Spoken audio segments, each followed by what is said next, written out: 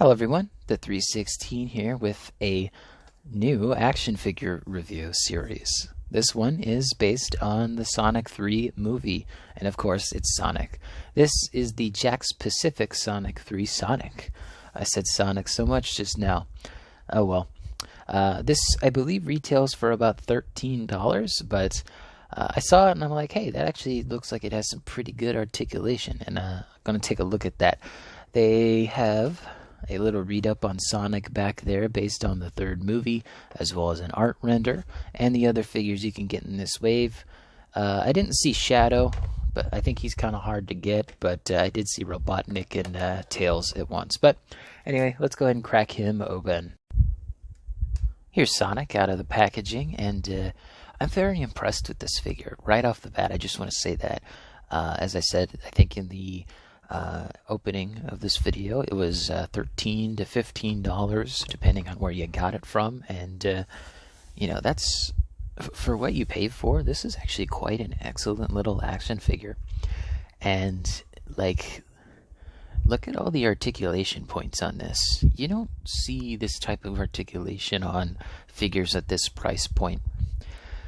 Like, it's got ankle swivel down here, or no, it doesn't have ankle swivel. It looks like it does. They could have easily hit another articulation joint in there, but they didn't. I meant to say it has thigh swivel. It has shoulder, no, not shoulder, bicep swivel. That's what I meant to say. It's also got an articulation point at the midsection there, and most surprising to me is that it has a butterfly joint in both of its arms. Like, what? Like, you never see butterfly joints on figures at this price point. Like, it's absurd that that's on a figure at this price point. Like, this figure has better articulation than some Marvel Legends. I will say, though, that some of the paint, mostly on the shoes, is pretty bad. Like, it's very fuzzy edges, especially here, and I think it's this shoe. I forget where it was. Yeah, no, it's just this right shoe of his that's very fuzzy in spots. This one actually came out pretty good. This one needed a second pass. You can kind of see a different sheen on the colors of red there. There's barely any sheen there. There's a nice gloss on that side, so I can only guess that they just didn't paint it the same as the other side. Not sure why, though. The torso paint looks good here. I don't think any of it's going to scratch off. He doesn't have a crunch forward. He has a little bit of a crunch backward, which, again, very surprising for a figure at this price point. But, you know, he can twist like that if you want to. And it doesn't look like the paint comes into contact with the torso there as I spin it. You can kind of see what I mean. So I don't expect any paint rub or chipping on that torso piece there. The hands here, I believe, are molded in their colors, and he does have a wrist swivel as well. That's pretty good. The hands, I do wish his thumb could move, but at least his other four fingers can all move at the same time. And because of that, he can hold stuff. I don't have a Sonic chili dog from the 5 Surprise Mini brands. They do exist. I just don't have one. But I do have an Auntie Anne's pretzel dog here, which, now that I think about it, if Sonic went to the mall, he probably couldn't find a chili dog. And I don't know why I'm having such a tough time trying to get this in his hands. I didn't have this issue when I was playing with this figure out of the box. There we go. But yeah, he can hold stuff in his hands. Looks pretty good. And, you know, what do you think Sonic would eat a pretzel dog from Auntie Anne's? Let me know in the comments below. I'll probably end up just buying the Sonic pretzel dog on eBay. But he also has a swivel here on his wrist joint, so he can get just a little bit more out of it, up and down, which is not too bad. Get about a click or two in both directions. At first I thought this was weird, but if you look at the ball joints, you can see like this one is flush, but this one is exposed a little more. I did try to turn it around, but the ball joints are supposed to be like that on both sides. Same thing with the knees here. You can kind of see how much this one's coming out versus this one, which is way more flush. It doesn't get in the way of articulation, though. As you can see, both of them can get about the same amount of movement. The one that sticks out a little bit more just has a little bit more. You can kind of see that. but that's pretty good. And all of the ball joints have just a little bit of twist in them. It's not much, but it's appreciated. And then let's see, can Sonic do the splits here? He can very easily do the splits. Like that's some good articulation right there. And I already showed you the pivot there. He's also got a hinge, which he can get quite a good amount of articulation out of that too. The arms here, they go about that far, maybe a little bit more if you wanted to push it. And of course he's got the swivel there, and he's got a hinge joint there which can go all the way up and, you know, forward and back as well. Great articulation on the body of this figure. I left the head for last because I wanted to point out that the eyes are actually an inlay piece with a clear piece of plastic over top, and that just really gives a lot of life to this action figure. It's very well done, and it really helps to make this figure pop on a shelf. Like I said, just really well done. A lot of life in this figure. He does have some paint in his ears as well as his mouth there. You can kind of see that the pieces of plastic don't quite line up there. It is definitely a hole. You can see that, but you know, from a distance on a shelf, it's not going to be a big deal. But if you do buy this figure in person, just, you know, pick out your favorite one.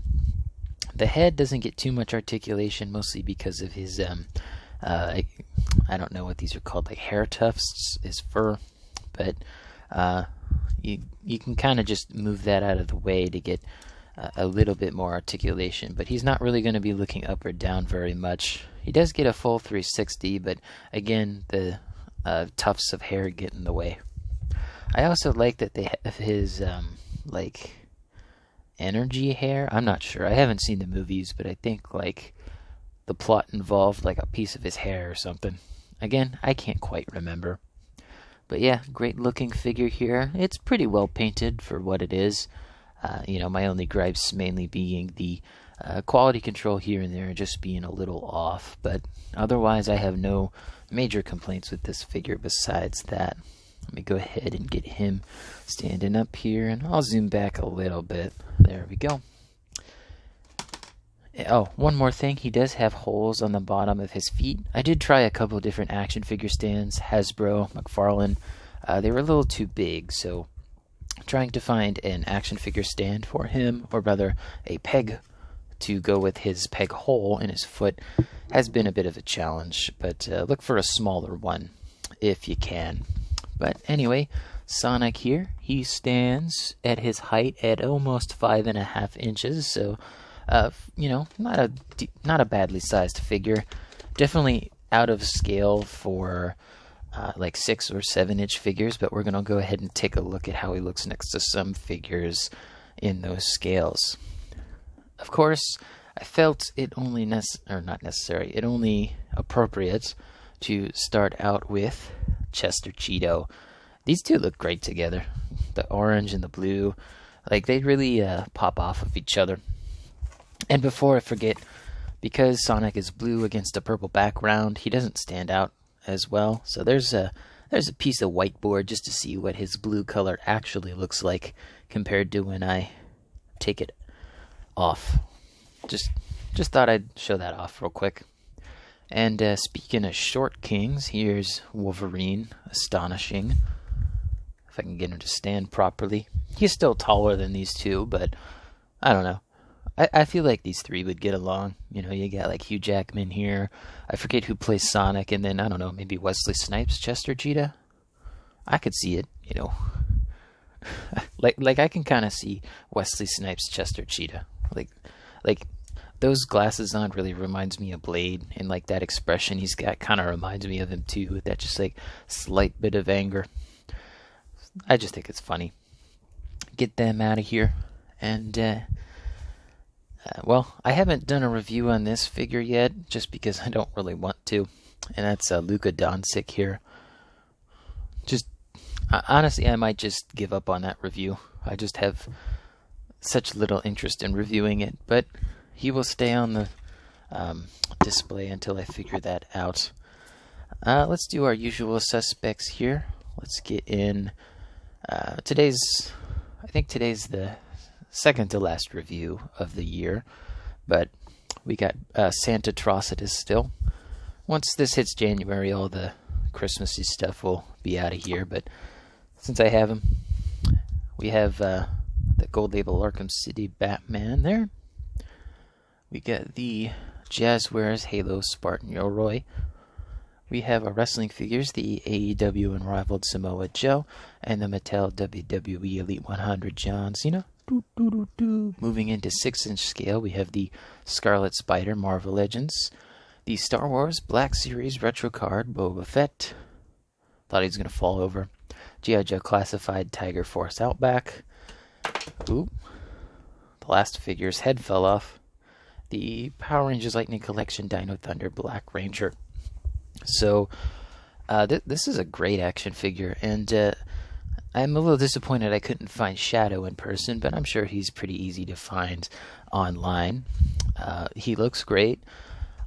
He has a lot of life with those eyes. The articulation is very good for only like a $15 figure, and I have not much complaints about it. You know, I can't complain.